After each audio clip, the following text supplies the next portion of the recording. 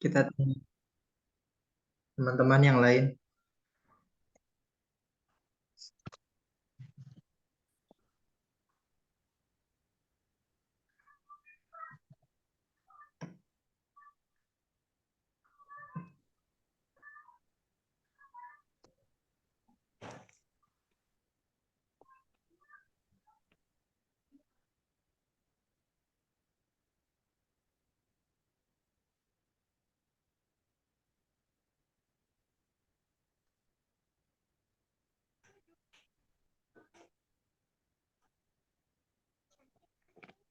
Hmm.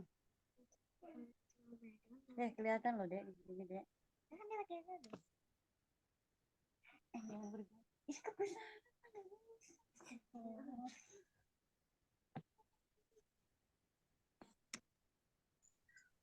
Insya Allah, dari mana aja nih yang hadir nih? Banyak dari BSI ya, Bu ya? Ada Iya dari Pak. Cinere, Pak. Wah, Masya Allah, Cinere. Dari BSI, Ada dari Parung, Pak. Bali G Ya, hadir. BSI hadir ya. Bali G Sumatera Utara. Waduh, Tuh, jauh tuh. banget tuh. Jauh Ustaz. Iya. Cinere mana, Bu? Cinere, Bu? Di belakang Samsat, Pak. Oh, deket dong. Saya Pondok Cabe, Bu. Wah, iya, Pak. Saya 5 Pak. Iya. Wah.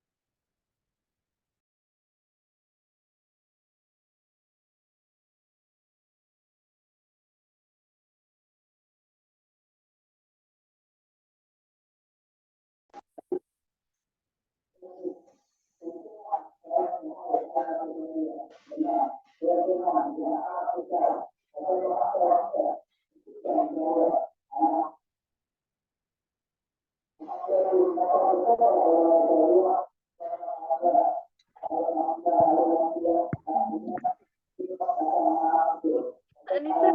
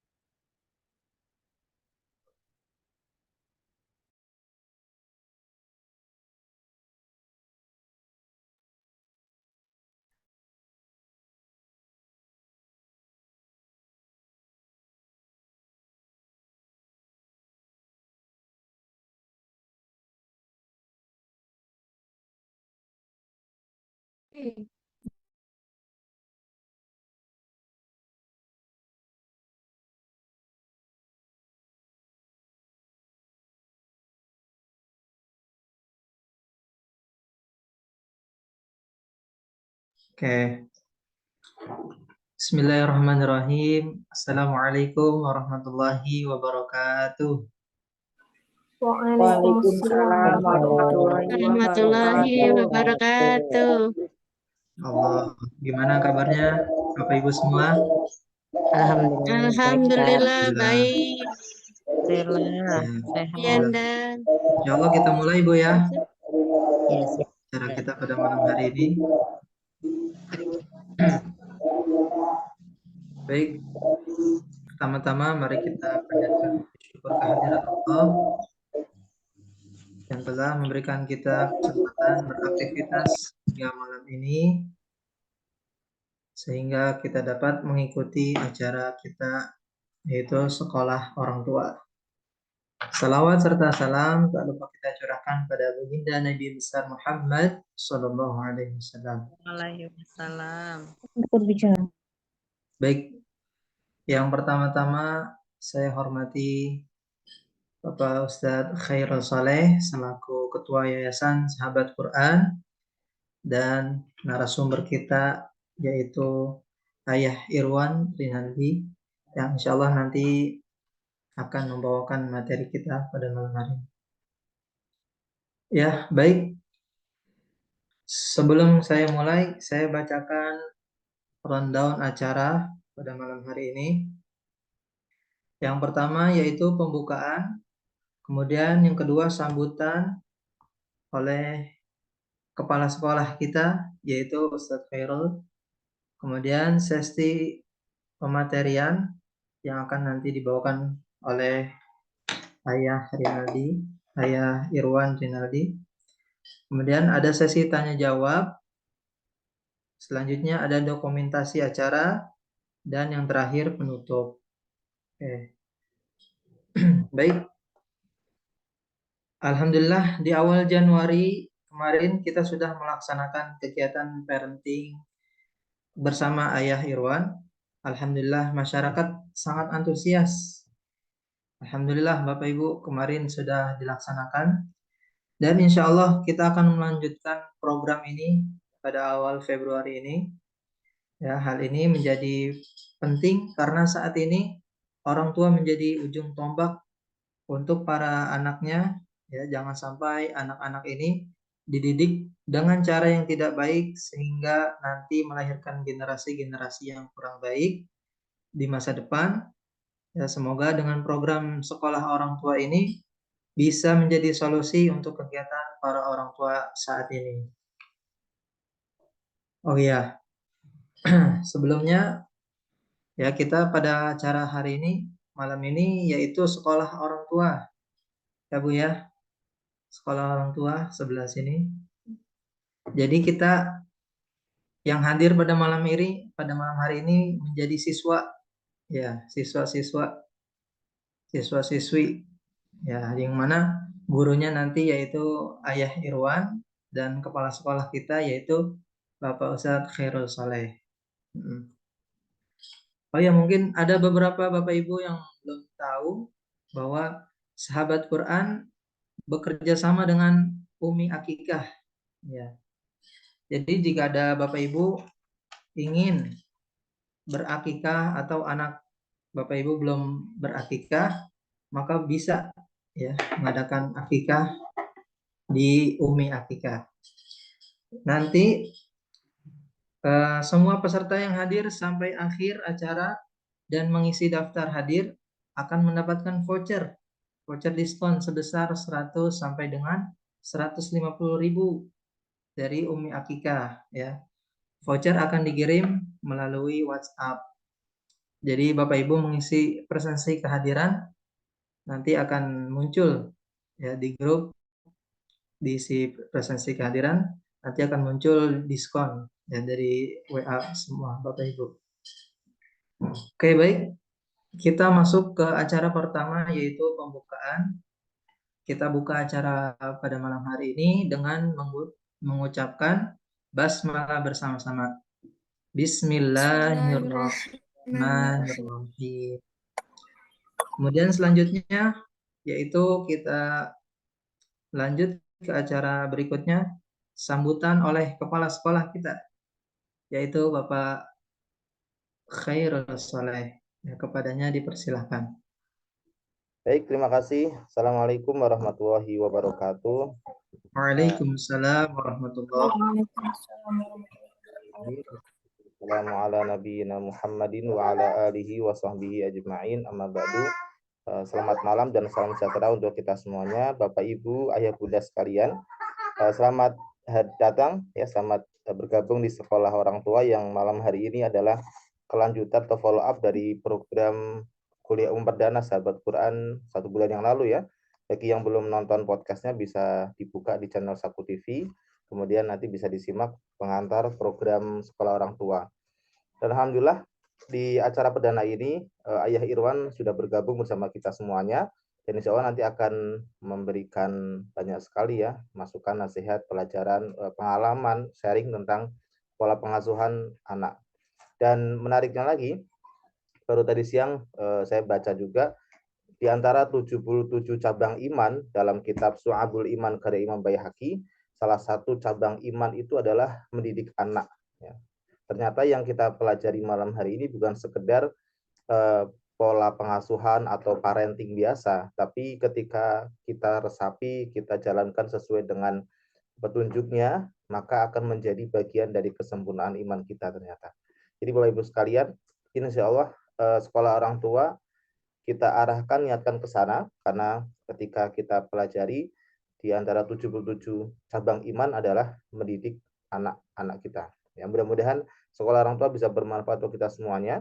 Ya, dan kita terus doakan Ayah Irwan bisa bersamai kita, ya insya Allah nanti akan kita laksanakan secara rutin program ini via Zoom ya, sehingga dari teman-teman sahabat Quran baik di Aceh, di Balige, di Limo, di Tapos, di Sawangan dan semuanya bisa bergabung, juga di Bogor dan Jakarta, serta customer Umi Akikah ya yang sudah pernah akikah ataupun yang belum akikah, atau teman-teman komunitas lain yang sudah bergabung juga mudah-mudahan bisa mengambil manfaat dari Sekolah Orang Tua ini.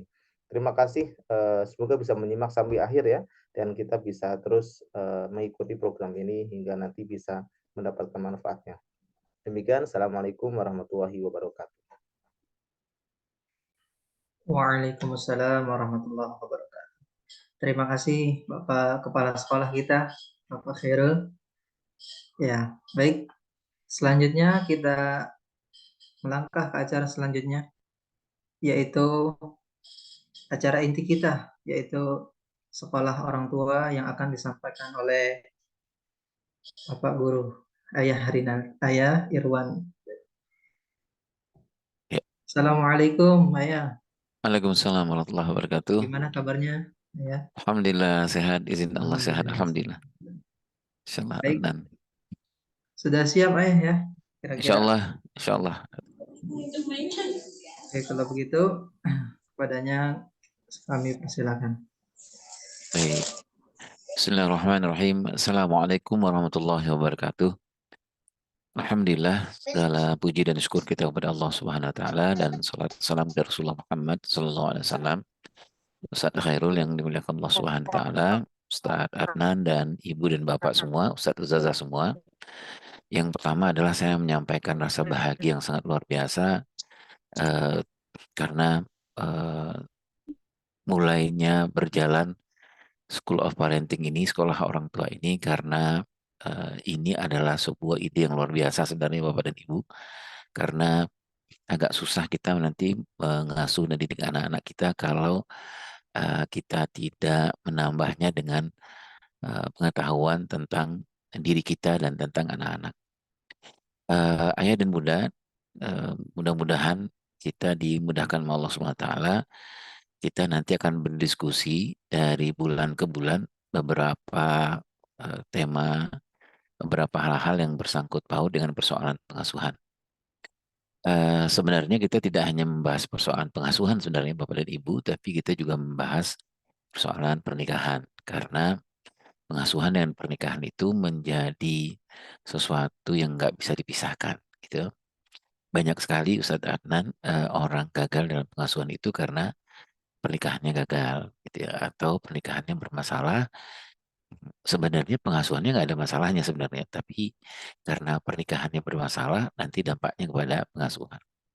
banyak sekali dalam rumah tangga itu yang mereka sebenarnya apa ya, kalau saya mengistilahkan itu,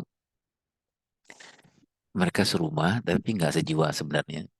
Mereka ketemu secara fisik setiap hari, tapi jiwa mereka nggak ketemu sebenarnya. Nah ini repot ini, untuk mengasuh agak susah karena kalau sudah seperti itu kekompakan antara suami istri nggak akan tercapai. Nah kalau suami istri nggak kompak, nanti agak susah nanti mendidik dan mengasuh anak-anak. Nah nanti kita mudah-mudahan ya, tadi doanya Ustaz Khairul, sama-sama kita sehat semua. Allah memberikan kemudahan dalam program yang luar biasa ini. Tema besar kita itu sebenarnya Ustadz Adnan membahasnya dua saja. Jadi membahas persoalan bagaimana kita memahami diri kita, gitu ya, diri kita dari orang tua. Nanti dari tema memahami diri kita itu nanti kita akan bahas juga bagaimana kita lihat diri kita, diri orang tua, kemudian diri seorang suami, gitu ya Ustadz Adnan ya, diri seorang istri, seorang ayah, seorang ibu. Nanti kita akan bahas juga persoalan rumah tangga, gitu, persoalan apa namanya, persoalan pernikahan. Nah, kemudian yang kedua tema besarnya adalah mengenal dan memahami anak-anak. Nah, mengenal dan memahami anak-anak ini mungkin agak agak panjang ya.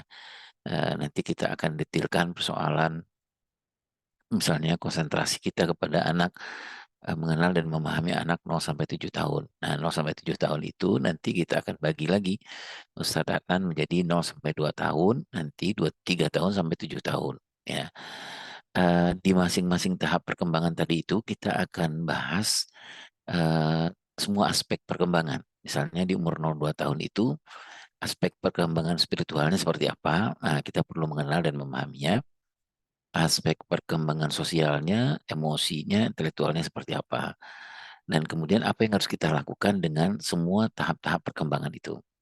Misalnya kemarin saya cerita di tempat di Sahabat Quran, kalau kita pegang anak umur 3 sampai 7 tahun gitu ya, ayah dan bunda ya, kita kan harus mengerti gitu bagaimana perkembangan apa yang paling menonjol di umur 3 sampai 7 tahun itu, perkembangan emosionalkah, perkembangan intelektualkah gitu. Nah, kalau kita mengenal tahap perkembangan ini, Ustadz Adnan, kita akan lebih, dalam tanda petik, agak lebih gampang sebenarnya memberikan pengajaran kalau di Sahabat Quran gitu ya. Jadi kita menjadi apa ya, menjadi seorang ustadz dan ustazah yang patut gitu. Misalnya kalau kita pegang anak umur 7 tahun, nah itu kalau misalnya hal Qurannya openingnya seperti apa bagusnya gitu ya, supaya anak-anak dekat dan dekat sama kita.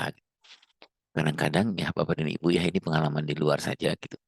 Kadang-kadang opening kita di dalam membuka pembelajaran itu kadang-kadang menyamaratakan gitu ya. Misalnya kita tanya apa kabar?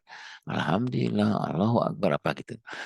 Ini nggak ada masalah gitu Bapak dan Ibu ya. Tapi nanti di umur-umur tertentu anak-anak bosen ini gitu ya. Anak-anak nggak terlalu suka sebenarnya. Nah, kalau di opening itu saat anak udah nggak suka, nanti susah itu kita untuk 1 jam 2 jam berikutnya kita susah ngajarnya gitu.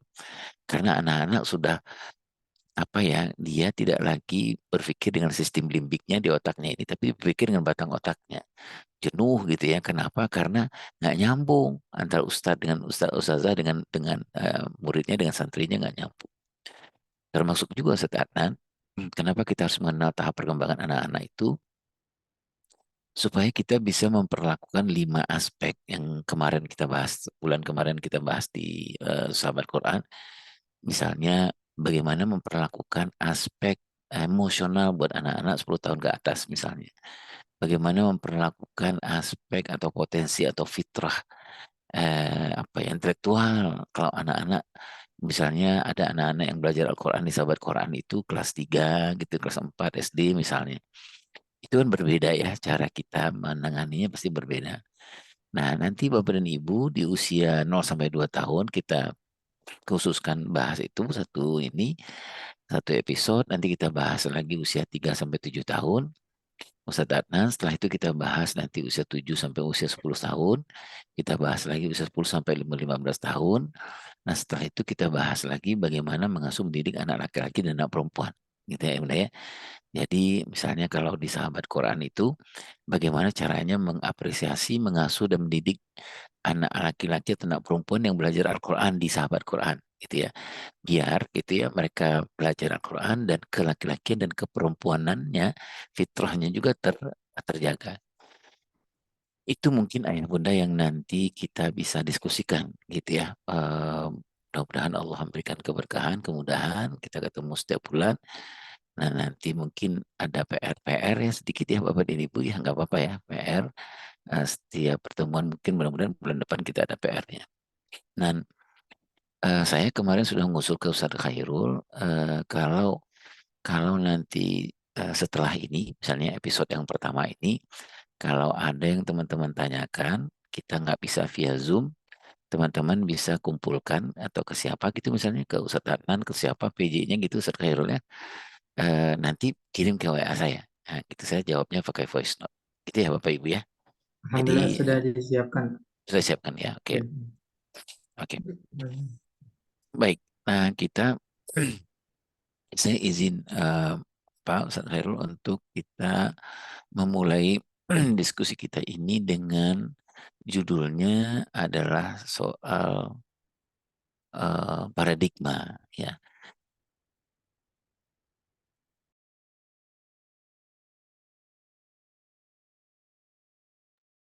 Kita bahas soal paradigma pengasuhan anak ini. Kenapa kita bahas soal paradigma? Karena kalau yang saya tahu Bapak Ibu ya di pengasuhan keluarga itu sangat tergantung kepada bagaimana cara dia mengasuh anak, bagaimana cara dia memuji anak, bagaimana dia cara mendisiplinkan anak, itu sangat tergantung dari seperti apa paradigma yang dia anut di dalam mengasuh mendidik anak-anak. Sama juga seperti misalnya kalau di sekolahan atau lembaga-lembaga seperti misalnya di Sahabat Quran, nah gitu. Bagaimana guru-guru atau ustazah di Sahabat Quran itu openingnya seperti apa, kalau anak marah seperti apa, kalau anak kecewa seperti apa, kalau anak misalnya belum bisa bertambah hafalannya atau bertambah bacaan Al-Qurannya, itu bagaimana cara menanganinya, bagaimana cara bersikap, bagaimana cara berpikir dari ustadz dan ustazah itu. Nah itu sangat tergantung dari paradigmanya sekolah sahabat Quran atau lembaga sahabat Quran itu seperti apa. Gitu ya Bapak Ibu ya. Jadi paradigmanya tentang anak itu seperti apa, pola berpikirnya tentang mengasuh anak itu seperti apa. Oh ada mungkin ustadz yang anaknya mungkin belum bisa tambah bacaannya atau hafalannya, ustadznya marah gitu ya teman-teman ya gitu ya. Nah ini sikap ustadz seperti ini, ustazah seperti ini, suaranya keras, kemudian menghakimi, ngejudging gitu, Bapak Ibu bisa jadi ini disebabkan oleh apa persoalannya? Bisa jadi karena memang paradigma. Gitu. Nah, bisa jadi ada ustadz dan ustazah yang lain juga berbeda gitu. Nah, bisa jadi oh berarti di sekolah kita, di lembaga kita berarti memang paradigmanya berbeda-beda tentang anak. Nah, itulah sebabnya kenapa kita mendiskusikan lebih awal adalah persoalan seperti apa paradigma.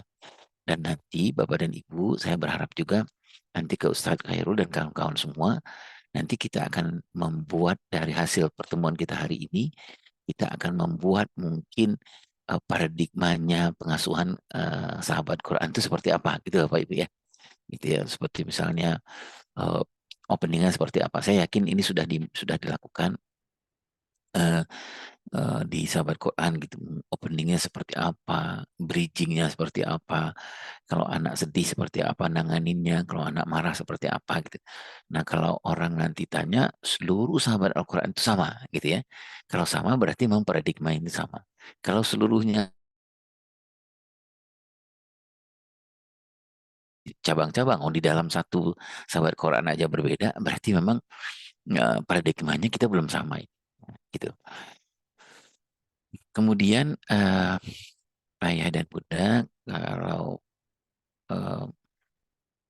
kita mulai dengan apa itu paradigma. Nah, ya bunda ya paradigma itu sederhananya saya menuliskannya cara pandang seseorang atau sekelompok tentang pengasuhan anak, gitu ya bunda ya. Atau mungkin Gampangnya seperti apa sih prinsip-prinsip pengasuhan yang ada di seseorang itu atau di kelompok orang itu, seperti apa prinsip-prinsip pengasuhannya gitu ya. Misalnya, oh bagaimana sih cara memandang teman-teman di sahabat Quran tentang anak itu gitu ya. Anak itu apakah amanah gitu ya. Amanahnya apa saja gitu ya Ustadz Adnan ya. Nah ini adalah bagian dari paradigma. Misalnya, oh anak itu amanah. Kalau kita tanya ke masing-masing orang tua misalnya atau masing-masing guru, kita tanya ke orang tua antara bapak dengan ibunya sama nggak paradigmanya, sama nggak cara pandangnya terhadap anak. Bisa jadi gini Ustaz Adnan, ada seorang ayah yang, oh anak itu adalah amanah, iya gitu. Kalau ibunya gimana, amanah itu amanah, amanah gitu ya. Nah sekarang amanahnya yang mana saja gitu. Mungkin ibunya mengatakan, oh, ayah, bagi ayah anak itu amanah apa saja. Oh ada seorang ayah yang mengatakan amanahnya ke aku adalah aku nyari uang yang banyak gitu. Oh, terus gimana kata si istrinya? Gimana urusan misalnya urusan perkembangan emosinya anak? Ah itu kamu aja kata si ayahnya. Bagaimana urusan spiritualitas anak? Itu kamu aja. Jadi gimana ya kata si istri? Udah ayah, aku nyari uang aja kata si ayah. Anak itu yang kita sebut dengan cara pandang. Itu ya udah ya. Berarti memang antara suami dengan istri berbeda. Nah yang kita inginkan itu ayah dan bunda adalah target kita adalah bagaimana di rumah antara bapak dan ibu paradigmanya sama, cara pandangnya sama terhadap pola pengasuhan anak yang tadi saya sebutkan itu. Dan kemudian rumah dengan sahabat Quran juga cara pandangnya sama terhadap anak. Ya ibadah ya gitu. Misalnya anak itu amanahnya secara emosi. Emosi itu juga amanah bagi ibu dan bapak, bagi ustadz ustazah juga gitu. Nah, bagaimana ibu bapak di rumah menjaga amanah emosional anak itu? Nah, tadi saya mencontohkan. Kadang-kadang kalau anak berbuat sesuatu yang tidak patut, kadang-kadang ya Bapak Ibu ya, kita langsung marah gitu ya. Kamu ini kenapa apa-apa gitu. Nah, demikian juga dengan sekolah gitu atau lembaga gitu. Juga langsung marah. Nah, berarti memang ini paradigmanya harus ada yang kita kita bereskan sama-sama. Kemudian paradigma itu juga tentang ini Ustadz Adnan dan kawan-kawan semua tentang teori-teori apa, dalil-dalil apa, metode dan teknik apa gitu yang dalam mengasuh anak-anak yang kita gunakan. Misalnya, contoh lah ya teman-teman ya, misalnya bagaimana kita berkomunikasi dengan anak-anak gitu ya, yang muda ya gitu. Berarti memang teori apa yang kita pakai? Oh misalnya kalau di sahabat Quran itu cara berkomunikasi dengan anak itu atau bapak ibu di rumah basicnya adalah bagaimana cara berkomunikasi yang ada disampaikan oleh Allah dalam Al-Quran. Nah berarti seluruhnya Ustadz dan Ustazah yang dia pakai digunakan dalam berkomunikasi adalah yang itu, yang kaulan sadida, kaulan ma'rufan dan lain-lain itu. Teman-teman ya, mudah-mudahan satu sesi nanti kita bahas soal ini. Nah, ini yang kita sebut dengan paradigma. Ya, ya, benar ya. Paradigma ini menjadi sesuatu yang sangat penting. Karena apa? Dari paradigma ini muncullah cara kita bersikap, cara kita bertindak, gitu ya, cara kita berpikir. Gitu ya, teman-teman Bapak Ibu ya. Jadi cara kita memandang anak itu adalah amanah. Nah, itu kan beda tuh dengan orang yang bagi dia anak itu bukan amanah gitu. Pasti berbeda gitu kan kawannya. Kalau tadi saya contohkan, kalau ada seorang ibu yang mengatakan, wahai ayah, suamiku, anak itu amanahnya ada 5 kepada kita. Kita nggak boleh hanya sekedar mencari uang, tapi amanahnya kita juga harus menjaga spiritualnya, menjaga emosionalnya, menjaga intelektualnya, menjaga sosialnya. Nah itu kata seorang istri. Nah, tapi kata seorang suami, enggak, anak itu aku ngurusin fisiknya aja, aku nyari uang saja gitu. Nah, begitulah cara dia berpikir, cara dia bersikap, begitulah paradigmanya dia. Nah, ini Bapak dan Ibu, itulah yang nanti kita akan diskusikan antara orang tua dengan pihak lembaga, pihak sahabat Quran untuk eh, anak misalnya yang datang ke sahabat Quran itu, amanahnya itu gitu tergantung dari paradigma kita bersama nih, gitu ya. Ada orang tua yang beranggapan bahwa anak datang ke sahabat Quran itu udah selesai gitu Ustaz Adnan ya, udah urusannya Al-Qur'annya udah sahabat Quran aja. Nah, terus gimana dengan Bapak dan Ibu? Udah kan saya sudah serahkan ke sahabat Quran gitu. Nah, begitulah cara pandangnya gitu ya Bunda ya gitu. Gitu. Em, Apalagi ya contohnya ya. Saya ambil contoh lagi bagaimana orang kemarin saya sempat ngomong ya Bapak Ibu ya, di dunia ini ada sebuah lembaga survei yang sangat kuat di dunia ini, namanya Global Parent Survey. Bapak Ibu bisa cek ini di internet ya. Global Parent Survey itu pernah mensurvei. Ini kembali kepada cara pandang, paradigma ini. Di dunia ini mereka mensurvei orang tua. Nah, mereka tanyakan ke orang tua itu, wahai orang tua, siapakah yang mengurus soal akidah, soal adab, soal karakter, soal akhlak dan lain anakmu? Orang tua itu menjawab yang paling banyak mengatakan sekolah, itu urusan sekolah. Saya nyari uang saja, itu India yang paling tinggi di dunia ini. Nomor duanya siapa, Bapak dan Ibu? Nomor duanya orang Indonesia, orang tua Indonesia. Jadi ditanya sama orang tua Indonesia, siapa yang mengajarkan Al-Quran kepada anakmu? Sekolah. Nah, gitu Bapak Ibu ya. Gitu. Siapa yang mengajarkan akidah kepada anakmu? Sekolah. Gitu. Siapa yang mengajarkan adab kepada sekolah? Gitu. Nah, ini paradigma nih Bapak dan Ibu ya. Paradigma ini. Jadi kalau paradigma yang pas itu kan, apalagi anak-anak yang usia 0 sampai 7 tahun, itu kan sebenarnya urusan utamanya kan orang tua ya Bapak dan Ibu ya. Gitu ya. Sahabat Quran dan lembaga-lembaga lain itu memang hanya sekedar pembantu, bukan pemain utama. Gitu ya Bunda ya. Makanya School of Parenting ini, sekolah orang tua ini adalah salah satu usaha untuk mengembalikan bahwa yang ngajarin Al-Quran itu yang utama adalah orang tua gitu, bukan lembaga yang lain. Ini idealnya seperti itu. Nah makanya kita School of Parenting ini kita kerjakan terus gitu supaya pemahaman-pemahaman antara rumah dengan sekolah itu sama. Baik. Kemudian contoh lagi ayah bunda paradigma itu adalah misalnya tentang penggunaan dalil-dalil, metode dan teknik. Ya, misalnya kalau di Sahabat Quran itu mudah-mudahan ini juga sudah dilaksanakan. Teknik atau metode mendisiplinkan anak seperti apa. Nah, gitu ya bunda ya. Nah ini termasuk bagian dari paradigma. Karena ada Bapak dan Ibu di beberapa lembaga yang saya pernah dampingi ini Bapak Ibu ya. Lembaga yang mengatasnamakan Al-Quran. Itu anak-anak menjadi tersiksa secara psikologis gitu Bapak Ibu ya. Lama-lama dia nggak cinta sama Al-Quran. Bagi dia Al-Quran itu trauma dan beban gitu Bapak Ibu. Kenapa? Bukan dia nggak suka dengan Al-Quran, tapi dia nggak cocok sama gurunya gitu Bapak Ibu ya. Nggak cocok dengan, kenapa nggak cocok dengan gurunya? Karena gurunya nggak mengerti soal anak-anak seperti apa. Gitu. Jadi setiap datang ke lembaga itu menjadi tekanan gitu ayah bunda ya. Menjadi apa ya, menjadi stres lah gitu ya bunda ya. Padahal sebenarnya apalagi bagi anak-anak yang usia 12 tahun ke bawah, target kita yang paling utama sebenarnya dalam Al-Quran kan bukan bisa sebenarnya Bapak dan Ibu ya, tapi cinta sebenarnya. Itu paradigma itu ya bunda. Kalaulah kita mentargetkan bisa gitu Bapak Ibu, itu tahannya sebentar. Harus bisa ini, baca buku ini, buku satu harus selesai apa gitu. Nah, itu nanti bisa kita laksanakan sebenarnya di umur-umur 11-12 tahun ke atas. Akan memberikan konsekuensi yang jelas.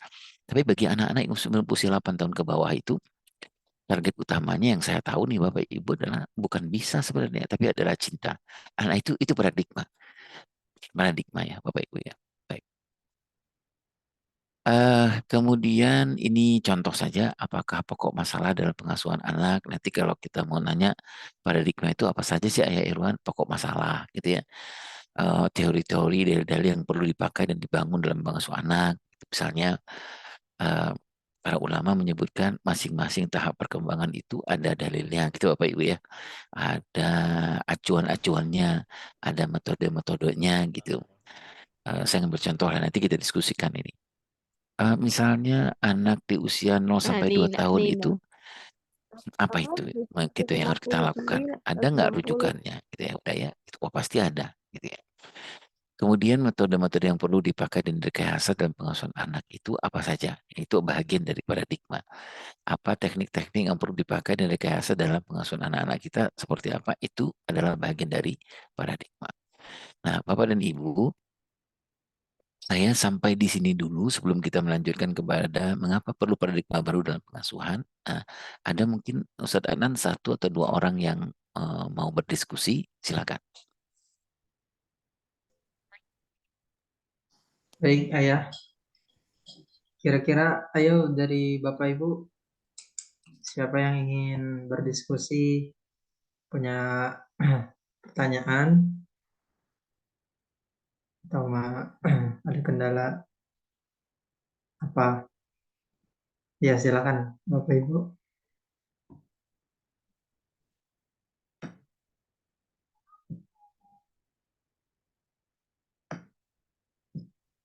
Di chat ada tuh Ustaz Adnan. Boleh di Di Ibu, resen aja Bunda Eka, biar bisa kita ngelihat di monitor. Ibu Eka, silakan Ibu Eka. Raise hand aja ke apa? Kalau yang bertanya raise hand, terus kemudian silakan di open mic Bunda Eka, Ustazah Eka. Nah,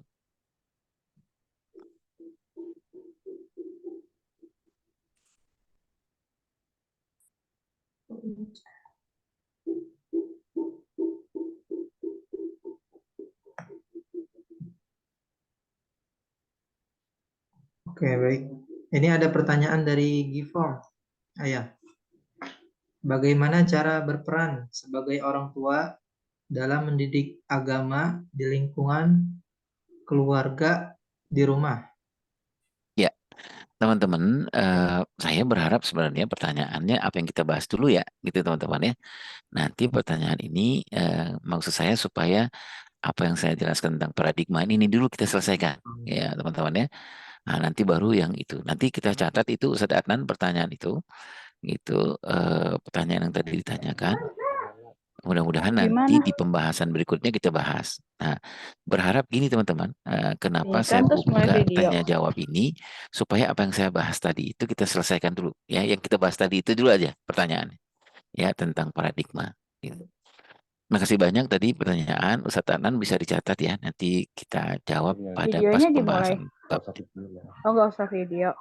Ya. Udah belum sih? Ibu-ibu yang tidak bertanya di mute dulu ya. Iya. Di mute dulu ya ibu-ibu ya yang tidak belum bertanya di mute dulu. Nah, Bunda Eka Yunika kayaknya, Ayah. ya silakan Bunda Eka. Nah, ada Bunda Yanti Resen ya silakan open mic, open kamera silakan kalau memang bisa.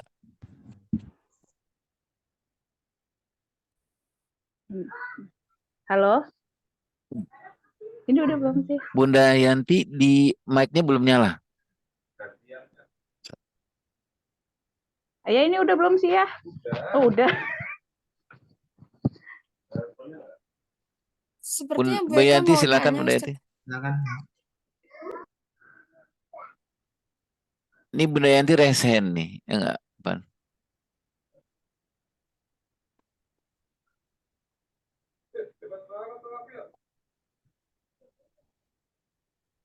Ibu Eka, silakan Ibu Eka.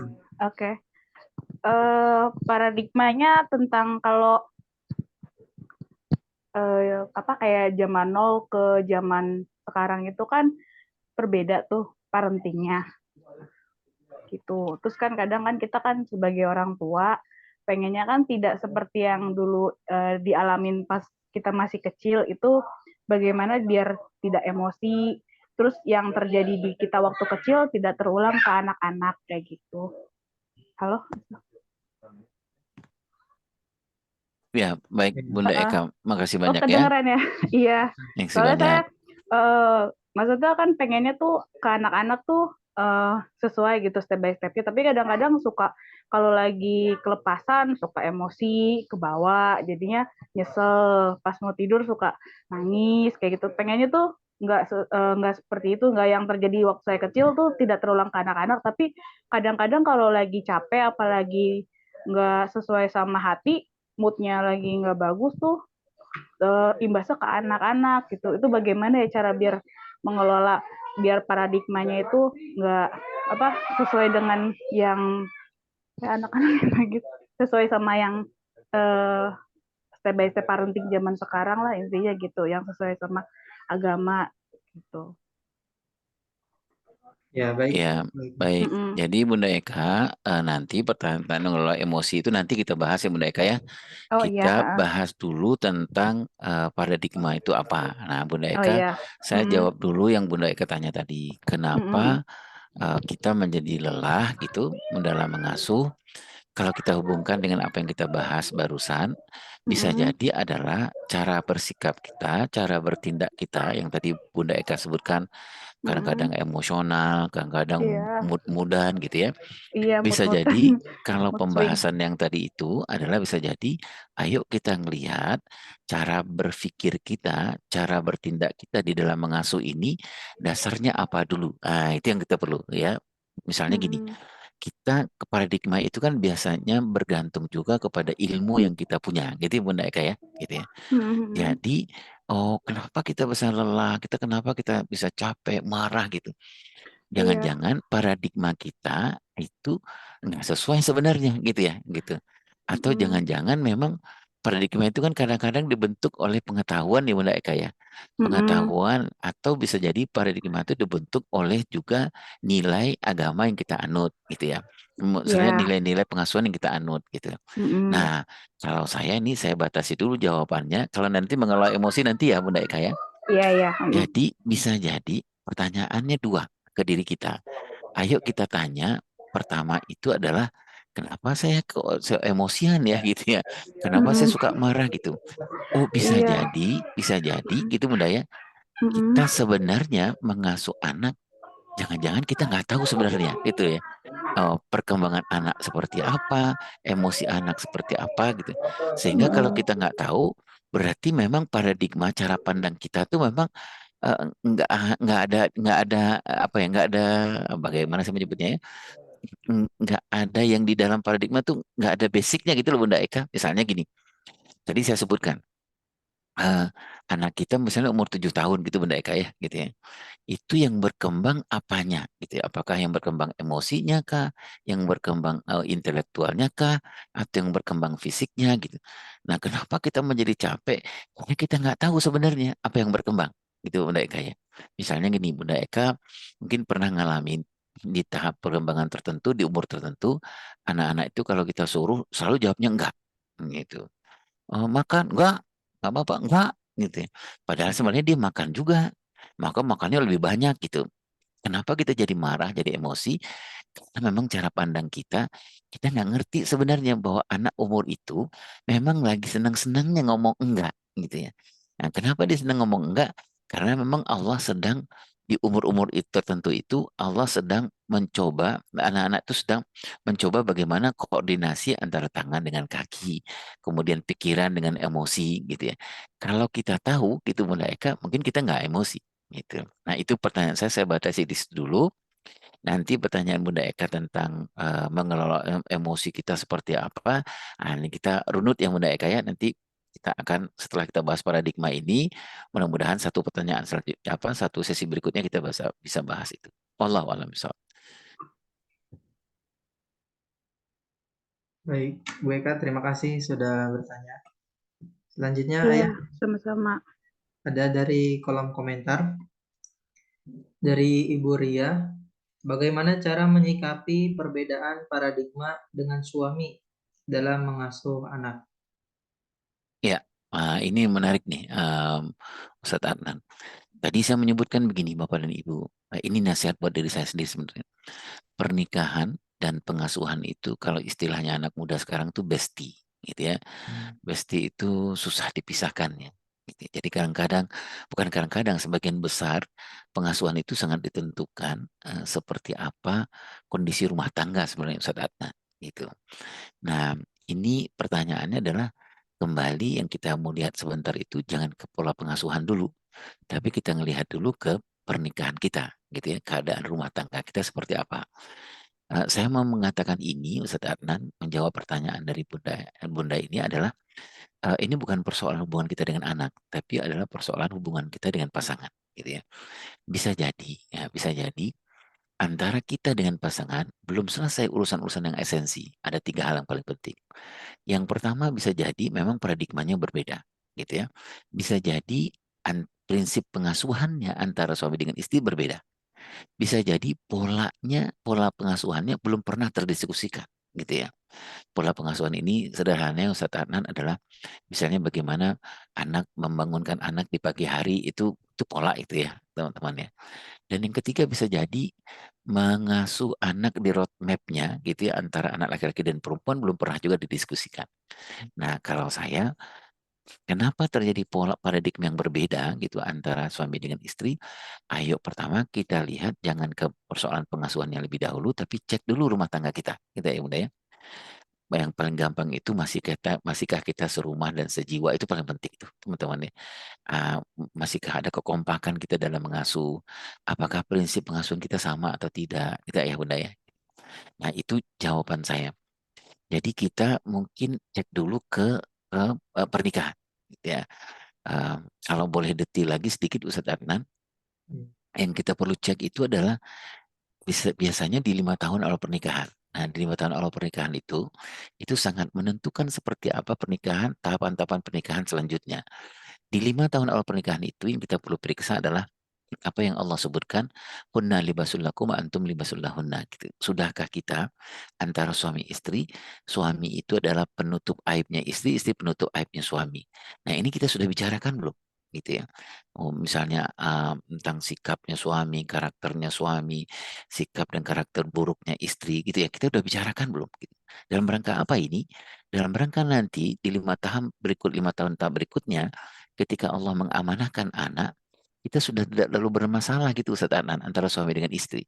Karena beberapa hal kepribadian karakter itu sudah kita selesaikan di 5 tahun awal pernikahan. Gitu. Nah, ini yang paling penting menurut teman saya di pertanyaan yang dari di lewat chat tadi.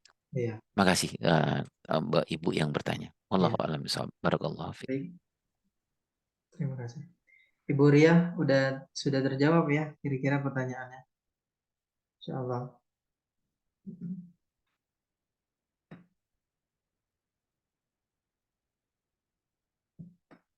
Ustaz Sarif, silakan Ustaz Sarif. Setelah itu kita lanjutkan ya Bapak dan Ibu ya. Silakan Ustaz Sarif. Bismillahirrahmanirrahim. Assalamualaikum warahmatullahi wabarakatuh. Waalaikumsalam warahmatullahi wabarakatuh. Alhamdulillahirrahmanirrahim. Jazakallahu khairan katsir Ayah Irwan dan Bang Adnan ya atas kesempatannya. Ada pertanyaan yang menggelitik buat kita sebagai orang tua, Ustadz. Kita mungkin masuk dalam grup ini orang-orang terjerumus dalam hal kebaikan sebenarnya. Pertanyaannya anak, sudah sejauh mana penting kita sebagai orang tua ini memahami paradigma, apakah kita orang yang baru pertama ini ya, dalam arti kita ini kan apakah kita sudah terlambat karena kita sudah beberapa punya anak ini ya.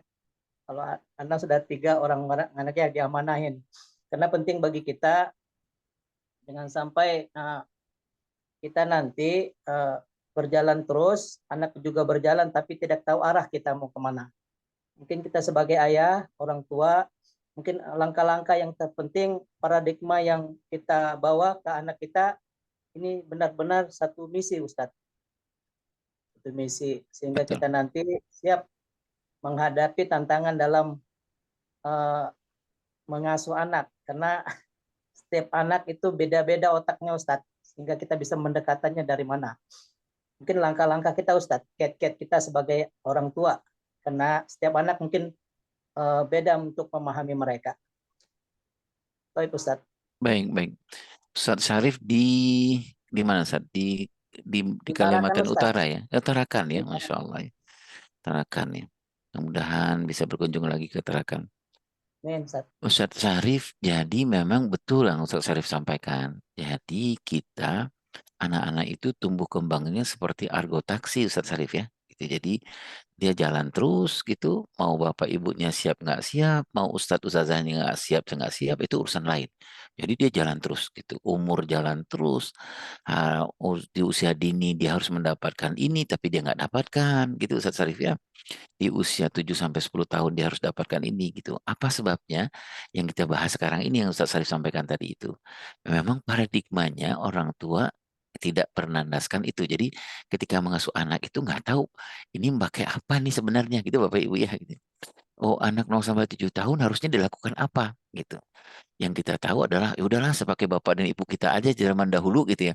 Padahal anak-anak kita lahir di tahun yang berbeda gitu ya. Tahun yang berbeda, tantangan yang berbeda gitu. Saya Ustadz Sarif bantulah beberapa lembaga negara ya Ustadz Sarif sebagai konsultan. Yang saya dapat gini Ustadz Sarif dan teman-teman bapak dan ibu semua. Eh, misalnya dia bandar narkoba itu ada yang saya kenal bandar narkoba itu mendapatkan dia sudah punya 7 sertifikat internasional tentang parenting gitu ya. Jadi saya menyampaikan Bapak dan Ibu, begitu seriusnya orang menghancurkan anak kita, sementara kita nggak siap-siap untuk menghebatkan anak kita. Jadi bandar narkoba itu teman-teman Bapak Ibu semua, kalau saya tanya nih, anak umur 7 tahun bagaimana perkembangan fisiknya, perkembangan spiritualnya, perkembangan sosialnya, itu bisa hafal luar kepala sama dia. Gitu. Anak SMP, SMA bagaimana perkembangan bisa hafal luar kepala. Nah, bagaimana dengan kita gitu Bapak Ibu yang diamanahkan Allah yang akan ditanya sama Allah kelak kemudian hari. Gitu. Bagaimana dengan kita yang menjadi pengajar misalnya gitu Ustaz Sarif ya. Gitu. Pengajar anak kelas 1 SD.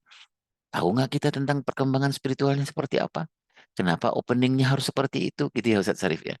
Kenapa closingnya seperti itu anak kelas 2 SD atau anak umur 7 tahun, 8 tahun gitu. Nah, tadi Ustaz Sarif sampaikan itu.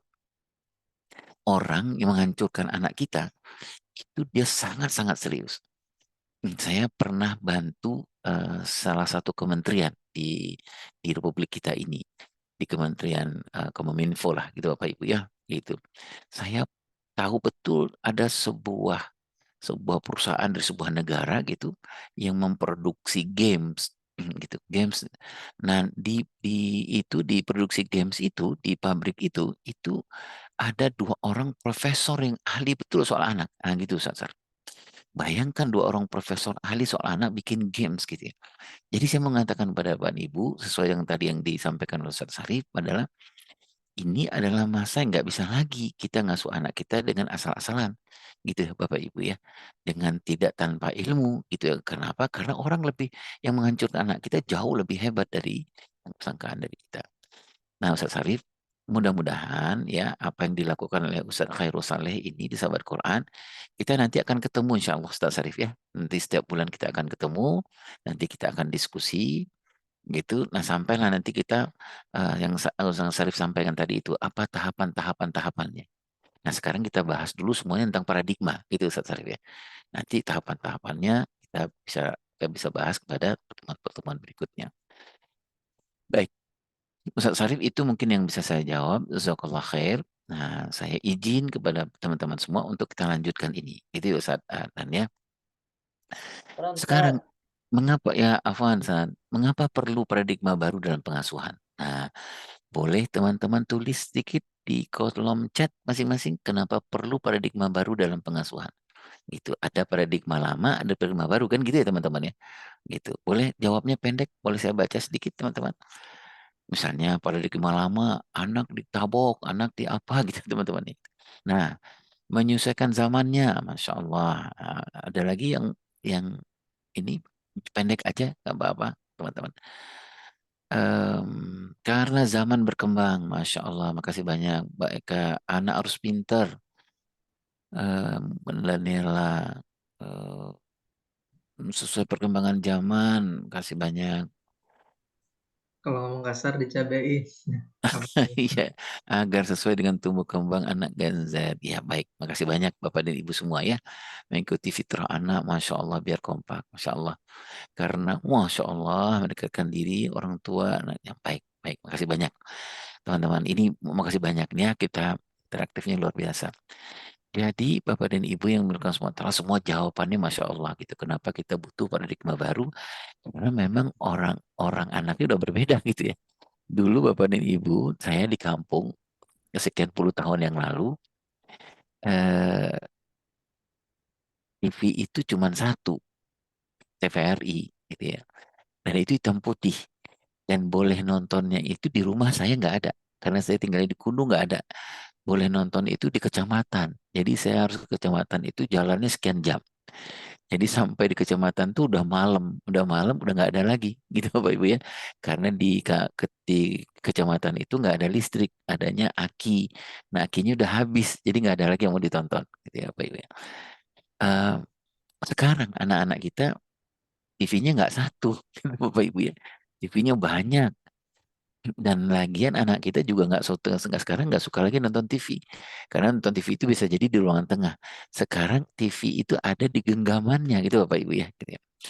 Mau dia akan bisa melihat apa saja gitu. Nah itu sebabnya kenapa tadi seperti teman-teman mengatakan bahwa zamannya sudah berubah. Nah ini paradigma lama ya teman-teman ya.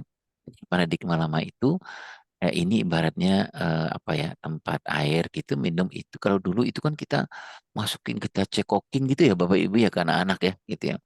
Pokoknya kamu duduk gitu ya. Duduk harus begini, harus begini, harus begini gitu. Ini saya mengatakan bukan tidak boleh Bapak Ibu ya, tetapi ada tahapan-tahapan tertentu yang anak-anak nggak bisa dimasukkan seperti ini gitu ya. Nanti dia jenuh gitu ya Bapak Ibu ya. Atau yang tadi itu, kalau yang seperti ini targetnya bisa ini Bapak Ibu ya. Targetnya bisa gitu ya, bisa. Pokoknya kamu bisa baca Al-Quran gitu ya. Tapi belum tentu dia cinta sama Al-Quran. Gitu ya, Bunda ya. Kamu bisa ini gitu ya. Tapi belum tentu. Dia bisa sholat tapi belum tentu cinta sama sholat. Ini ada paradigma lama nih ya. Nih Bapak Ibu lihat nih ada si tekonya gitu, tangannya di ini berkaca pinggang ya. Ini model-model lama banget gitu ya mau anak-anak. Ayo diam, duduk yang rapi gitu ya. Bayangkan anak duduk yang rapi 2 jam 3 jam itu kan kesemutan ya Bapak Ibu ya. Gerak dikit nggak boleh gitu ya. Tangannya, wah itulah Bapak Ibu. Nah, ya, ini contoh ya, contoh paradigma lama. Ayah mencari uang dan ibu mengasuh anak. Nah, gitu Bapak Ibu ya. Jadi giliran urusan apa si ibu bilang gimana emosi anak kita sedang berkembang gini mas gitu. Si ayahnya mengatakan ya udah urusan kamu aja, aku nyari uang aja. Ini pada dari lama bukan? Gitu ya, pada lama ya gitu. Jadi anak-anak kita misalnya soal kepribadian anak, bapaknya nggak mau tahu. Soal datang ke sekolahan, ngurus ini, bapaknya nggak pernah datang. Kenapa? Karena paradigmanya lama gitu ya, udah ya. Gitu. Baik. Salah satu akibatnya anak-anak cenderung tidak mandiri, kikuk serba salah, bebal, pendendam, dan sebagainya. Pengasuhan anak, warisan orang tua, kakek, nenek, dan seterusnya. Gitu ya. Jadi seperti apa? Contohnya gini, Bapak dan Ibu. Seperti apa saya membangunkan anak kalau paradigma lama itu adalah seperti dulu bapak saya. Seperti kakek saya, seperti buyut saya membangunkan. Karena itu paradigma lama, saya nggak berubah gitu Bapak Ibu ya. Pokoknya anak diancam, begitu cara membangunkannya. Ini paradigma lama, ya. Kemudian pengasuhan anak dianggap bodoh, tidak tahu apa-apa, ibarat kelas kosong. Ya. Jadi pokoknya anak nggak boleh Anda mencoba gitu ya teman-teman ya Bapak Ibu ya. Pokoknya kamu tuh nggak tahu apa-apalah gitu. Yang tahu Ustadz gitu ya, ya Bunda, yang tahu hanya Bapak dan Ibu gitu. Anda harus tunduk pada perintah orang tua. Maksud saya begini Bapak Ibu ya, Bapak Ibu jangan salah paham. Perintah orang tua itu menurut saya nggak ada yang tidak baik ya Bapak Ibu ya, baik gitu ya. Tetapi cara mungkin yang tidak pas buat anak-anak kita. Kadang-kadang kita memerintah anak-anak yang sudah usia balik itu kita samakan dengan cara anak-anak yang di usia 0 sampai 7 tahun. Anak-anak seperti misalnya di umur 11 tahun ke atas kita tidak berdialog seperti yang dicontohkan Nabi Ibrahim kepada Nabi Ismail. Pokoknya, gitu lah Bapak Ibu ya, itu pada di Malakma, gitu ya. Baik. Kemudian orang tua punya hak penuh bahkan mutlak dalam menentukan segala sesuatu, termasuk Quran, baik buruk, benar salah, dan seterusnya. Maksud saya begini Bapak Ibu, kadang-kadang anak mau pakai baju yang warnanya ini, gitu ya, terus nggak boleh, pokoknya harus pakai ini, gitu ya Bunda ya. Nah ini adalah contoh-contoh paradigma lama. Butuhkah kita paradigma baru? Tuh, Bapak Ibu ya, butuh banget lah gitu ya Bunda ya, karena anak-anak sudah berbeda, tadi sudah dijawab sangat luar biasa, tantangan yang berbeda dan lain-lain. Nah, eh, bagaimana caranya kita menyiapkan paradigma lama itu? Nah, Allah mengingatkan kita bahwa kita harus bersiap-siap. Nah, ini yang disampaikan Ustaz Sarif tadi itu. Bagaimana salah satu persiapan kita? Jawabannya adalah nggak bisa kalau kita nggak punya ilmu gitu ya Ustaz Sarif. Nggak bisa kalau kita nggak belajar memang gitu ya. Nggak bisa kalau kita nggak bersiap-siap. Kalau misalnya kita menjadi seorang guru gitu ya di sahabat Quran misalnya, nggak bisa lagi hanya sekedar mengandalkan bahwa yang penting ajarkan ini. Lah, ya ini berbeda nih. Anak umur 7 tahun dengan anak 10 tahun pasti berbeda gitu ya teman-teman ya. Nah, nggak bisa lagi kita mengandalkan hanya sekedar itu, tidak ayah bunda ya. Kalau ayah bunda di rumah, nggak bisa lagi hanya sekedar mengajarkan dulu bapak ibunya seperti apa, bapak ibu bunda mengajarkan bunda seperti apa, mengajarkan ayah seperti apa, nggak bisa hanya sekedar mengandalkan hal semacam di atas. Jadi Allah mengingatkan ya alladzina amanu taqullah wal tanzur nafsum ma qaddamat lighad wattaqullah innallaha khabirum bima ta'mal. Gitu ya, teman-teman ya. Jadi ini yang menariknya adalah Allah mengatakan hendaklah setiap orang memperhatikan apa yang telah diperbuat untuk hari esok. Ini menariknya Allah di saran dari Allah ini itu diapit oleh dua hal, dua kata di jumlah mufidah yang sangat menarik, yaitu ittaqillah. Begitu ya Ustaz Arif, teman-teman ya, Ustaz Adnan ya. Jadi apa yang kamu persiapkan hari esok itu diapit oleh dua dua jumlah mufidah yang menyebutkan ittaqillah. Bertakwalah kamu kepada Allah SWT. Ini bukan urusan sederhana ini Bapak Ibu ya. School of Parenting ini bukan urusan sederhana. Ini urusan bagaimana kita menyiapkan untuk besok gitu Bapak Ibu ya. Menyiapkan bagaimana kita menghebatkan generasi Al-Quran ini untuk nanti dia survive di 6 tahun berikutnya, 10 tahun berikutnya. Nah, yang salah satu kita persiapkan itu adalah paradigma baru. Nah, itu tidak bisa lagi sebagai kelas kosong. Tidak ya mudah ya. Anak itu sebagai tambang, sebagai bahan tambang yang kalau kita ngelihat tambang itu Bapak dan Ibu ya, di Kaltara mungkin banyak tambang nih Bapak Ibu ya. Jadi kita ngelihat anak itu di bawah tambang itu potensinya luar biasa. Anak itu punya fitrah yang sangat luar biasa gitu. Nah, dia kaya dengan permata-mata yang tidak ternilai di bawah itu. Nah, cuman persoalannya adalah tugas kita, gitu Bapak Ibu ya, bagaimana kita membuka, menggali gitu ya, mengeluarkan harta kekayaan yang sangat luar biasa itu, potensi yang luar biasa itu. Nah, itulah yang namanya parenting, itulah yang namanya at-tarbiyah, itu yang namanya ari ayah itu. Nah, ini paradigma baru, gitu Bapak Ibu ya. Jadi kita tidak hanya sekedar mengatakan melihat anak kita itu tanpa gelas kosong nggak ada apa-apanya, tetapi justru anak kita itu berpotensi yang sangat luar biasa. Dia kelak kemudian hari potensi kalau kita gali potensi kepemimpinannya bisa jadi dia jadi presiden kelak kemudian hari. Kalau kita gali potensi sosialnya dia bisa jadi dia menjadi seorang yang sangat dermawan kelak kemudian hari. Nah itu Bapak Ibu paradigma baru. Caranya seperti apa? Melewati pengasuhan pendidikan. Sekarang orang sering menyebutnya dengan parenting. Nah parenting yang kita bahas sekarang ini adalah paradigma baru. Gitu ya Bunda ya. Kalau dulu gitu ya, dulu kita nggak pernah memikirkan begitu. Saya Bapak Ibu ya dulu bagaimana mengasuh anak. Dulu bayangan saya adalah ya, bagaimana Bapak Ibu saya mengurus saya, begitulah saya mengurus anak-anak. Sekarang kan nggak bisa gitu Bapak Ibu ya. Nah, baik itu yang namanya paradigma baru. Ini contoh ya, benar contoh model paradigma baru. Ayah adalah aktor pertama yang bertanggung jawab terhadap pengasuhan anak. Jadi nggak bisa lagi ayah mengatakan aku cuma cari uang aja, gitu Bapak Ibu ya. Nah, gitu. Mudah-mudahan Bapak Ibu setuju nih. Jadi yang datang ke sekolah sahabat Quran itu ayah hanya sekedar mengantarkan, tapi ayah nggak mau tahu gitu perkembangan tilawahnya seperti apa, tahsinnya seperti apa, hafalannya seperti apa. Itu yang lebih banyak yang tahu hanya ibunya saja, nggak bisa lagi. Itu paradigma lama, paradigma baru itu ayah harus tahu. Paradigma baru di sahabat Al-Quran misalnya adalah mewajibkan para ayah misalnya datang gitu ya, misalnya untuk berdiskusi tentang misalnya kalau ada laporan-laporan perkembangan anak-anak, tidak hanya ibu saja tapi juga harus ayah misalnya. Itu paradigma baru.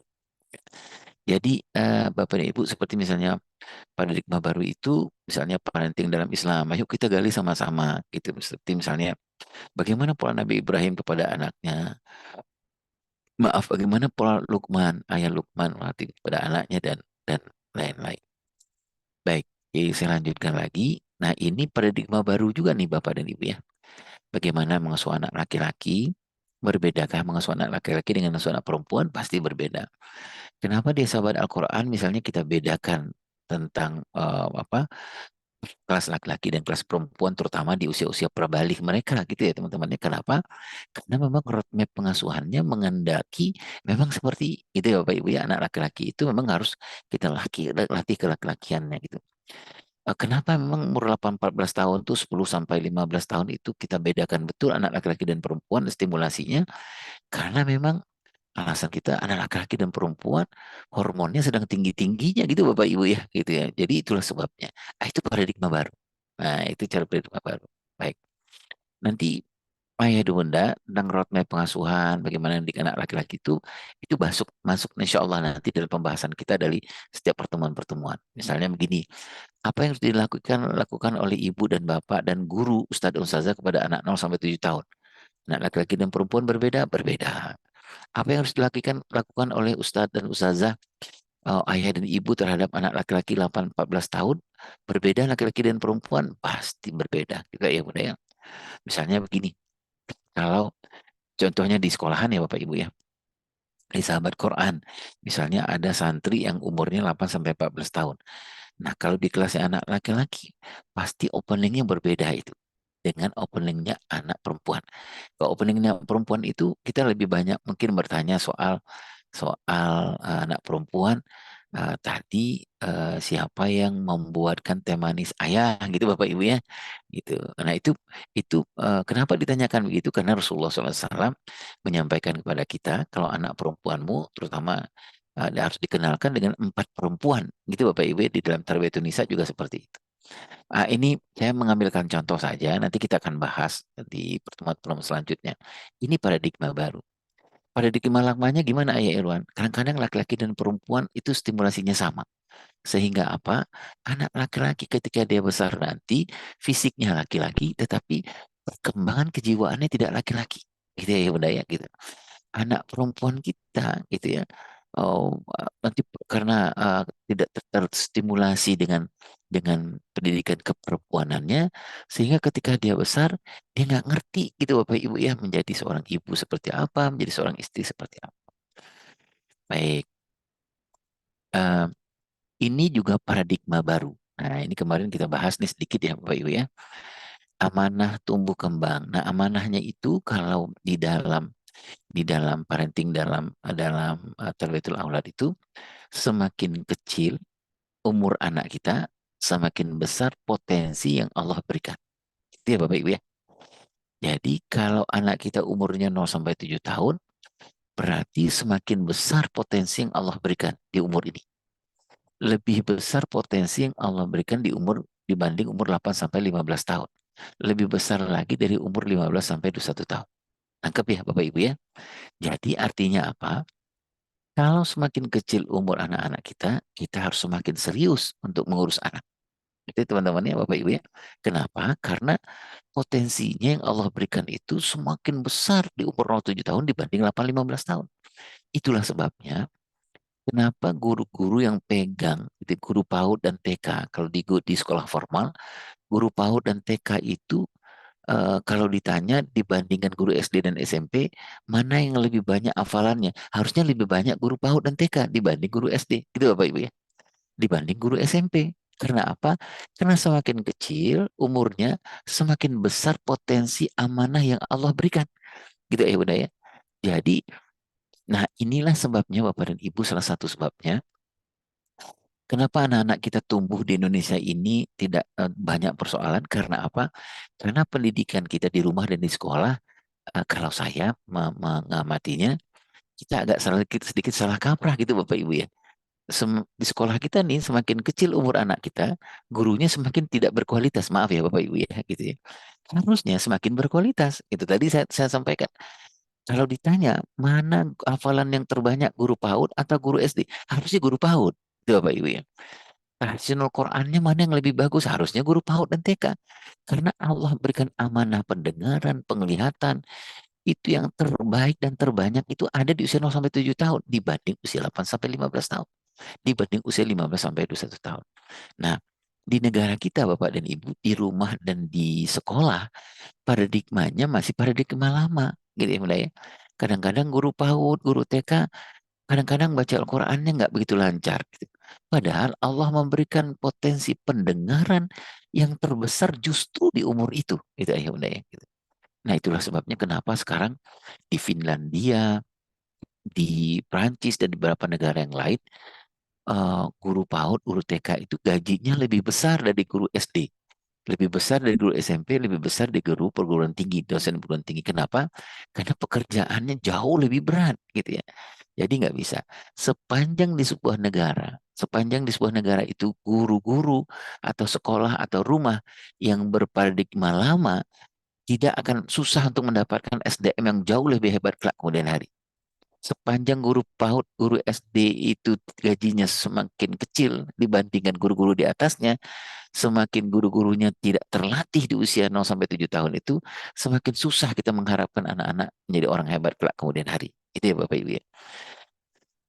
Ustadz Adnan kalau di zaman Khalifah Umar bin Abdul Aziz itu gaji setara lah dengan guru PAUD, guru TK itu setara kalau di Indonesia ini 90 juta gajinya per bulan gitu ya. Jadi 90, jadi gurunya gajinya besar gitu. Jadi kalau kita tadi itu kalau kita memang kadang-kadang ada guru PAUD, guru TK yang nggak lancar baca Al-Quran gitu ya baik-baik ya gitu.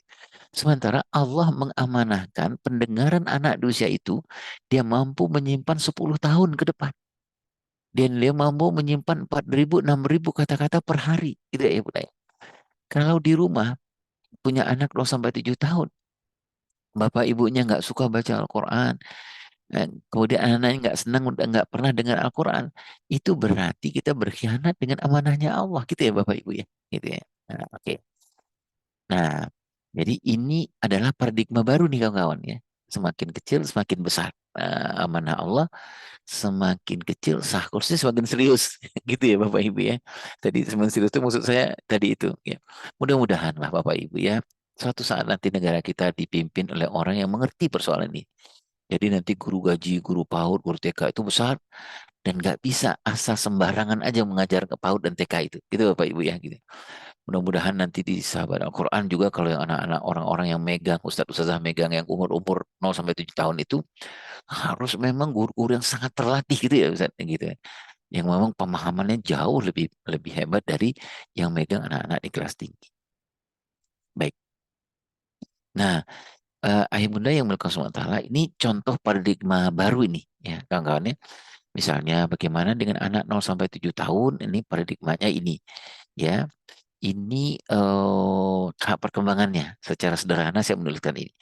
Gampang berubah gitu ya, sangat terpengaruh oleh faktor eksternal, egosentris, yang baik adalah yang enak, yang buruk adalah yang tidak enak.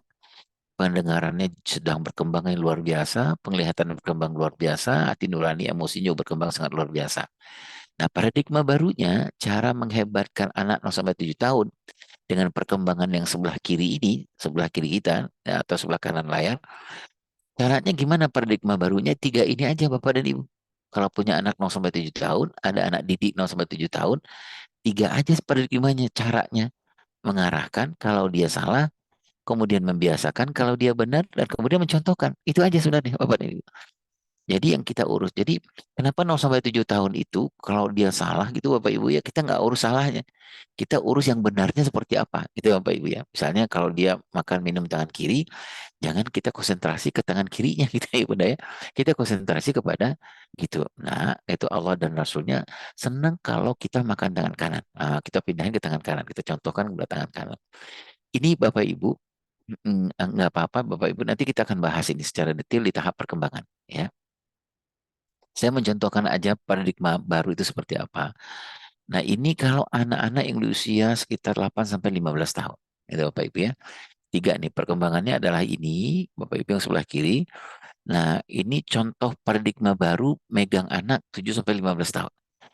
Berdialog gitu Bapak Ibu ya seperti Nabi Ibrahim, Nabi Ismail, jangan banyak instruksi tapi lebih banyak membimbing, jangan banyak memaksa tapi lebih banyak melibatkan ya. Nah, Ayah Bunda, sampai di sini dulu kita diskusi kita tentang memang ini jamnya sudah harus jam diskusi ya Ustadz Adnan ya. Nah ini saya menyampaikan pentingnya tentang apa namanya tentang paradigma gitu ya. Nah seperti apa paradigma lama sudah saya contohkan, paradigma barunya seperti apa sudah saya contohkan tadi kepada teman-teman semua. Mengapa kita butuh paradigma sudah teman-teman jawab semua. Nah, Bapak Ibu yang berkah semua ta'ala, kita sekarang masuk ke tanya jawab Ustaz Adnan ya. Nah dari saya mohon maaf kalau ada yang kurang-kurang itu ya, terbatas pengetahuan saya. Wallahu a'lam bishawab. Assalamualaikum warahmatullahi wabarakatuh. Waalaikumsalam. Waalaikumsalam warahmatullahi wabarakatuh. Barakallahu fikum, Ayah Irwan. Amin, amin, amin. Baik, terima kasih. Selanjutnya kita adakan sesi tanya jawab atau nanti kita tampung aja dulu. Tanya jawab aja langsung Ustaz Adnan.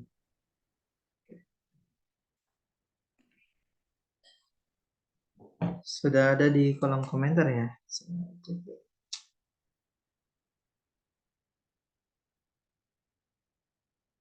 Boleh Ustaz Adnan bacakan? Minta tolong. Kalau sudah ada. Sesuai dengan Kalau Bapak dan Ibu yang mau langsung, alhamdulillah di raise hand aja biar Ustaz Adnan lebih gampang melihatnya.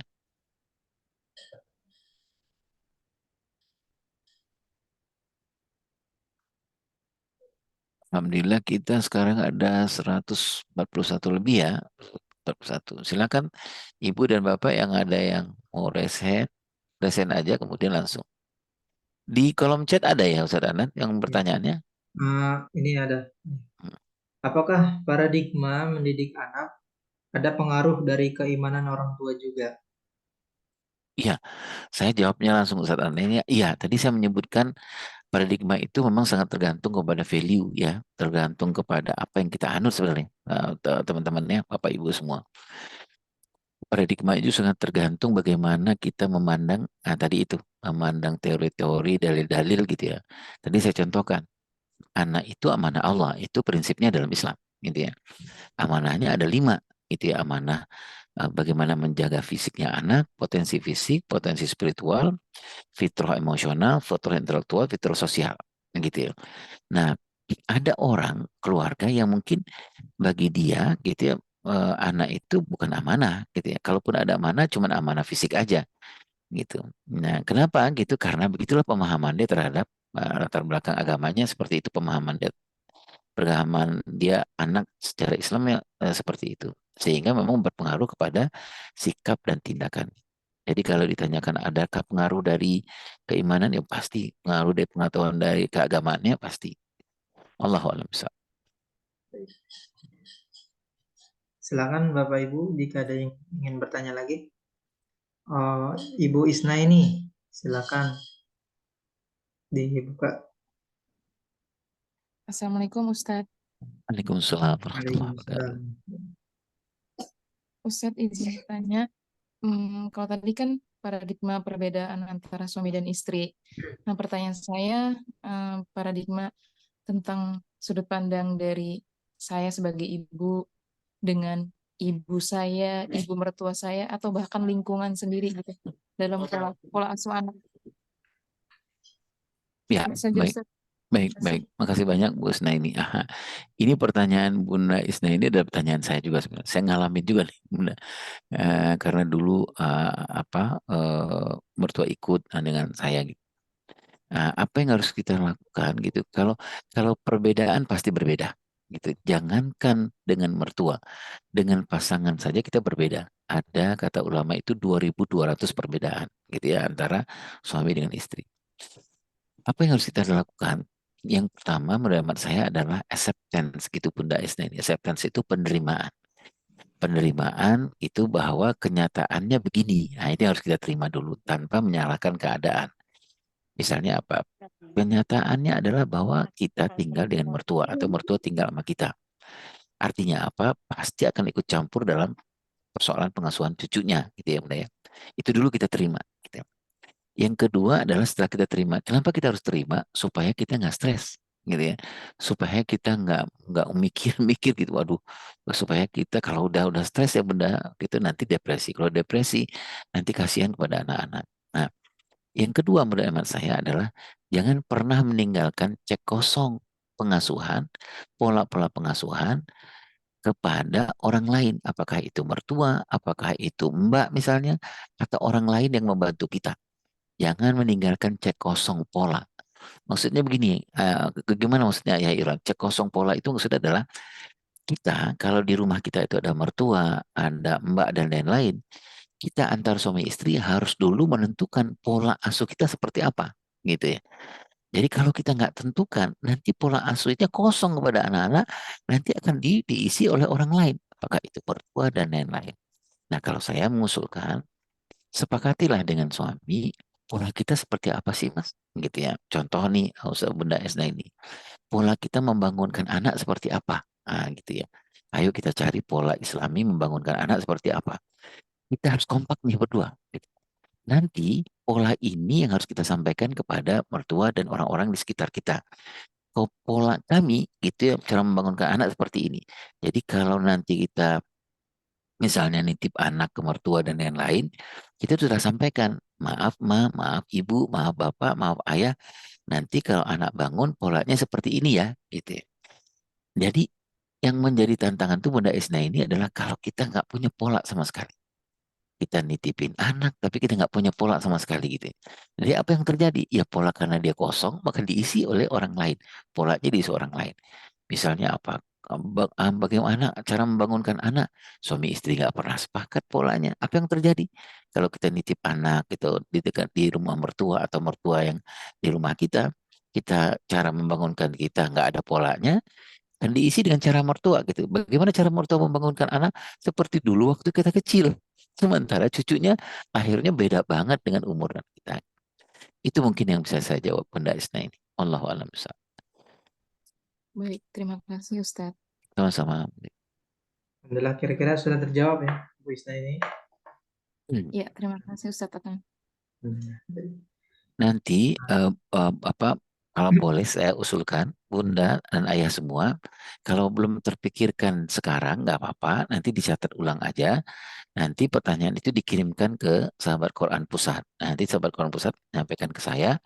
Nanti saya jawab dengan voice note. Nanti saya sampaikan ke Sahabat Quran. Dan nanti Sahabat Quran menyampaikan ke Bunda. Gitu ya. Baik, selanjutnya ada Ibu Nela. Silakan dibuka mic-nya. Ya. Assalamualaikum Ayah Irwan. Waalaikumsalam warahmatullahi wabarakatuh. Izin bertanya ya. Enggak. Yang mau Ana tanyakan cara orang tua ya. Cara orang tua itu sendiri misalnya ingin merubah paradigma kepada sang anak kan. Kalau zaman sekarang nggak tahu ini paradigma baru atau lama ya. Jadi tuh seringkali tuh kan ada orang tua yang menganggap kalau anaknya tuh harus berprestasi gitu. Padahal sebenarnya kan anak-anak itu berbeda-beda ya. Kayak anak kan punya anak 3 nih dengan tingkat akademis yang berbeda-beda gitu. Nah, kadang masih suka membandingkan gitu anak. Kamu tuh seperti kakak ya gini. Tapi kadang dalam hati tuh, oh iya kan mungkin karakter anak itu berbeda-beda gitu. Itu yang masih tugas saya banget tuh merubah paradigma saya sendiri tuh gimana gitu. Terima kasih. Sama-sama Bunda Nela. Kalau saya satu hal yang paling penting merubah paradigma itu dengan pengetahuan Bunda Nela. Pengetahuan. Jadi memang harus kita cari pengetahuan tentang anak itu seperti apa sih, gitu ya Bunda Nela ya. Sama seperti kalau misalnya kita di sekolahan, gitu ya. Bagaimana caranya memandang anak-anak nggak bisa Bunda kalau tanpa misalnya cari pengetahuan, cari ilmunya seperti apa.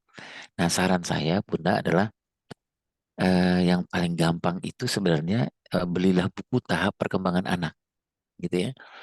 Bukunya nggak mahal-mahal. Nah dengan membeli buku itu kita bisa tahu gitu loh Bunda, anak yang umur 7 tahun yang berkembang apa, gitu ya. Oh apakah yang berkembang intelektualnya, yang berkembang emosionalnya, seperti yang tadi Bunda Nela sampaikan, ada anak yang di umur tertentu yang sedang berkembang tuh intelektualnya. Jadi memang nanya aja kerjaannya, gitu ya, Bapak Ibu ya. Ada juga anak yang sedang berkembang emosinya. Bukan dia nggak mau belajar, tetapi dia mau belajar itu yang pertama kita urus dulu emosinya, gitu ya. Seperti di sekolahan, kalau anak-anak 10 tahun ke atas itu, jangan kita tanya hafalan kamu udah tambah belum gitu. Oh, itu PBT tuh, mulai ya gitu ya. Tapi kalau kita tanya teman-teman hari ini yang bahagia seperti siapa? Gitu, yang sedih seperti siapa gitu. Oh itu senang tuh buat dia. Kenapa?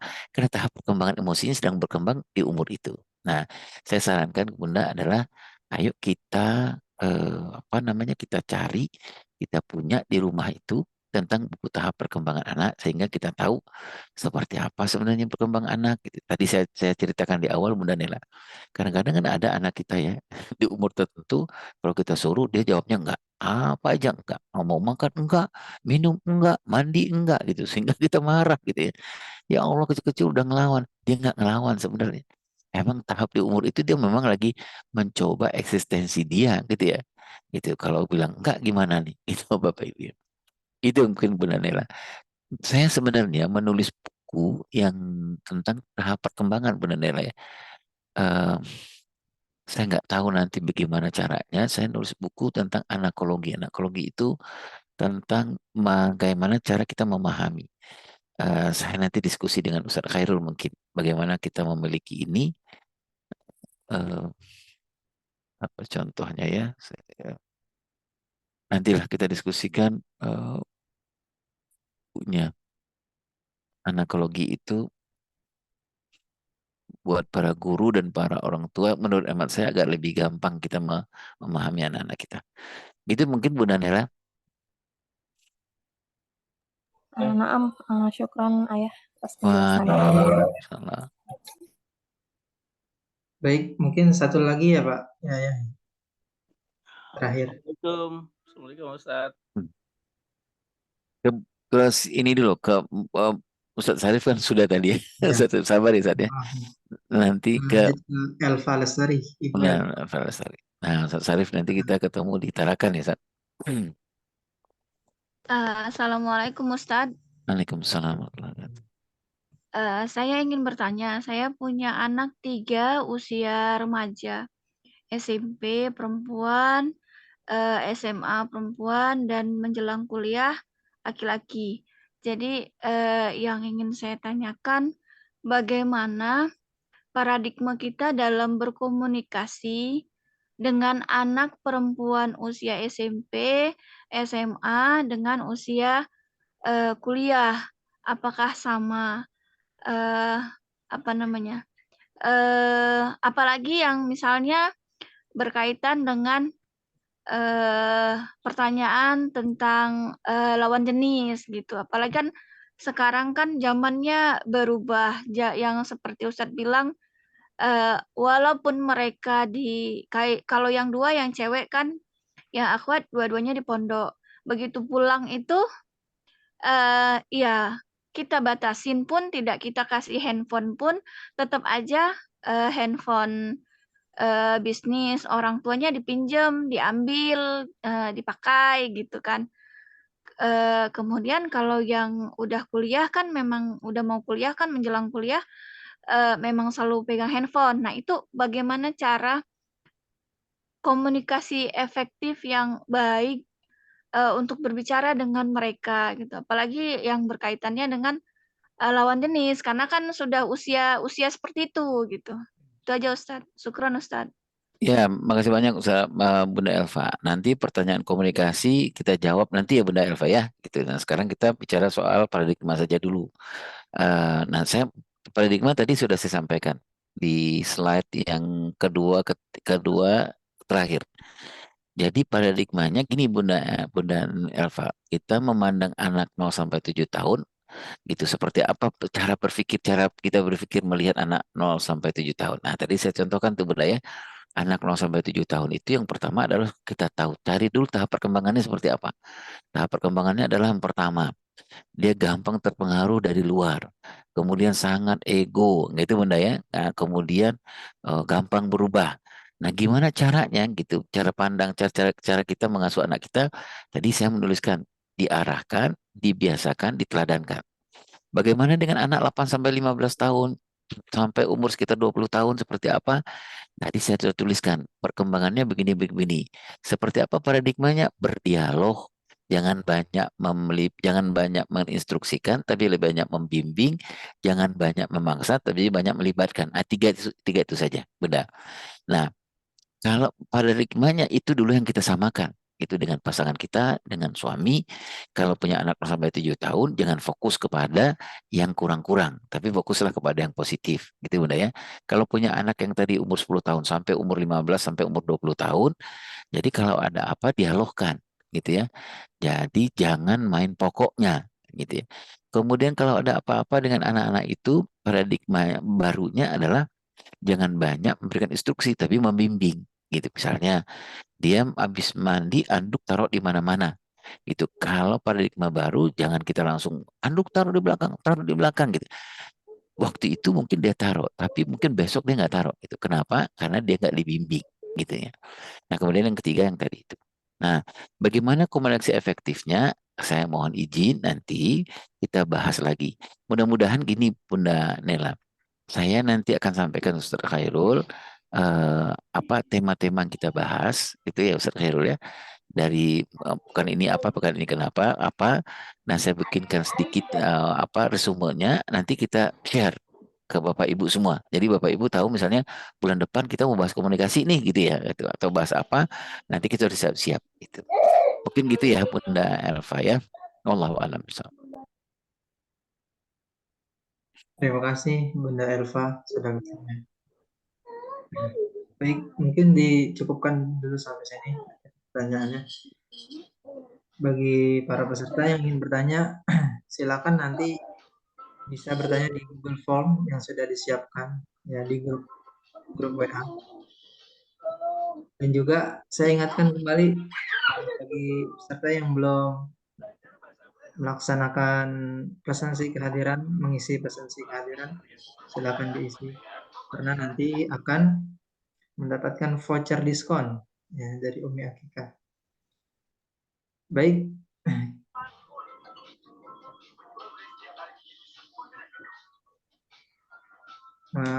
Terima kasih banyak Ayah sudah sharing ilmunya. Semoga bermanfaat buat kami semuanya. Kemudian sesi foto bersama ya. Silakan para ibu bapak yang bersedia on cam, yang bisa on cam, silahkan dibuka kameranya.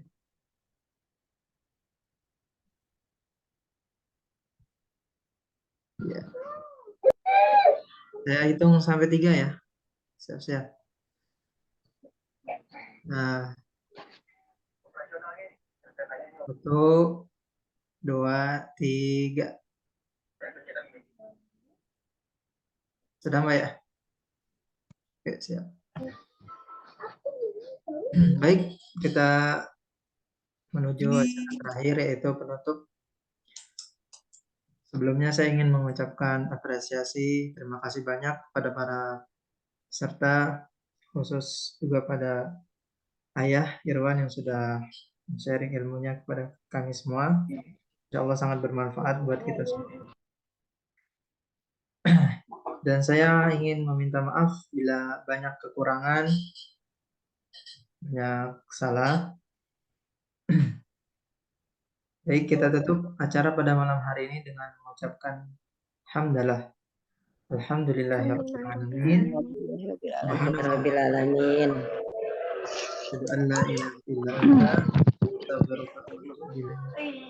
Assalamualaikum warahmatullahi wabarakatuh. Waalaikumsalam warahmatullahi wabarakatuh.